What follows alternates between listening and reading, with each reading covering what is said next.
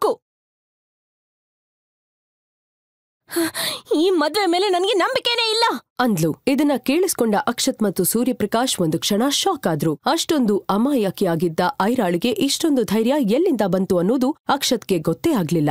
ಆದ್ರೂ ನನಗೆದುರುತ್ರ ಕೊಡಕ್ಕೆ ಎಷ್ಟ್ ಕೊಬ್ಬೆ ಉಳಿಗೆ ಅಂತ ಅನ್ಕೊಂಡ್ ಸೆಟ್ಟಿಂದ ಹತ್ರ ಬರ್ಬೇಕು ಅನ್ನುವಾಗ ಸೂರ್ಯಪ್ರಕಾಶ್ ಅವರು, ಐರಾ ಆರೋಗ್ಯ ಈಗ ಅಷ್ಟೇನ್ ಸರಿ ಇಲ್ಲ, ನೀವು ಅವಳ ಮಾತನ್ನ ಸೀರಿಯಸ್ ಆಗಿ ತಗೋಬೇಡಿ.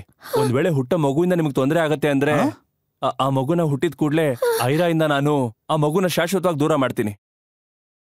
ನಿಜ ಅಳಿ ಅಂದ್ರೆ ನನ್ ಮಾತ್ ನಂಬಿ. ಸ್ವಂತ ತಂದೆಯ ಬಾಯಿಂದ ಇಂಥದ್ದೊಂದು ಮಾತ್ನ ಕೇಳ್ತಾ ಇದ್ದ ಹಾಗೆ ಐರಾಗ್ ಶಾಕ್ ಆಗಿತ್ತು. ಅವಳ ತಂದೆ ಇಷ್ಟೊಂದು ಕಟುಕ ಅಂತ ಅನ್ಕೊಂಡಿರ್ಲಿಲ್ಲ. ಅವಳಿಗ್ ಒಂದು ಕ್ಷಣ ಉಸಿರು ನಿಂತೋಗೋತರ ಆಯ್ತು. ಸರಿಯಾಗ ಅದೇ ಸಮಯಕ್ಕೆ ಐರಾಳಿಗೆ ಹೆರಿಗೆ ನೋವು ಶುರುವಾಗಿತ್ತು. ಆ ನೋವು ತಡೆಯೋದಕ್ಕಾಗ್ದೇ ಅವಳು ಕೆಳಗ್ ಬೀಳ್ತಾ ಇರುವಾಗ ಅಪ್ಪ ಸೂರ್ಯಪ್ರಕಾಶ್ ಅವಳನ್ನ ಹಿಡ್ಕೊಂಡ. ಅರ್ಜೆಂಟಲ್ಲಿ ಅಪ್ಪ ಆಂಬ್ಯುಲೆನ್ಸ್ ಕಾಲ್ ಮಾಡಿದ್ದ. ಇದೆಲ್ಲವನ್ನ ನೋಡ್ತಾ ಇದ್ದ ಅಕ್ಷತ್ ತನಗೂ ಇದಕ್ಕೂ ಸಂಬಂಧನೇ ಇಲ್ಲ ಅಂದ್ಕೊಂಡು ಕನಿಕರ ಇಲ್ದೆ ಅಲ್ಲಿಂದ ಹೊರಟು ಹೋಗ್ತಾನೆ. ಕತ್ಲಾಗ್ತಾ ಇದ್ದ ಹಾಗೆ ಐರಾಳಿಗೆ ನಿಧಾನವಾಗಿ ಪ್ರಜ್ಞೆ ಬರೋದಕ್ಕೆ ಶುರುವಾಗಿತ್ತು. ಮಗು ಕೂಗ್ತಾ ಇರೋ ಶಬ್ದ ಕಿವಿಗ್ ಬಿದ್ದಿದ್ದೆ ತಡ ಅವಳ ಕಣ್ಣು ನಿಧಾನವಾಗಿ ಓಪನ್ ಆಗಿತ್ತು. ನಿಮ್ಗೆ ಅವಳಿ ಚೌಳಿ ಮಕ್ಕಳು ಮೇಡಮ್. ಒಂದು ಸ್ವೀಟ್ ಲಿಟಲ್ ಗರ್ಲ್, ಇನ್ನೊಂದು ಕ್ಯೂಟ್ ಬಾಯ್.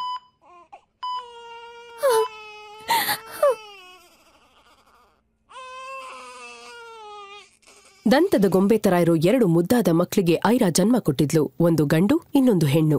ಆ ಮಕ್ಳನ್ನ ನೋಡ್ತಾ ಇದ್ದಂತೆ ಐರಾ ತನ್ನೆಲ್ಲ ನೋವನ್ನ ಮರ್ತೋಗಿದ್ಲು. ಐರಾ ತನ್ನ ಮಕ್ಕಳನ್ನ ಮುದ್ದು ಮಾಡ್ತಾ ಹಾಗೆ ಮಲ್ಗಿದ್ಲು. ಜೀವನದ ನಿಗೂಢವಾದ ಕಥೆಯನ್ನ ತಿಳ್ಕೋಬೇಕಂದ್ರೆ ಈಗಲೇ ಡೌನ್ಲೋಡ್ ಮಾಡಿ ಪಾಕೆಟ್ FM ಮತ್ತು ಕೇಳಿ ಐರಾ.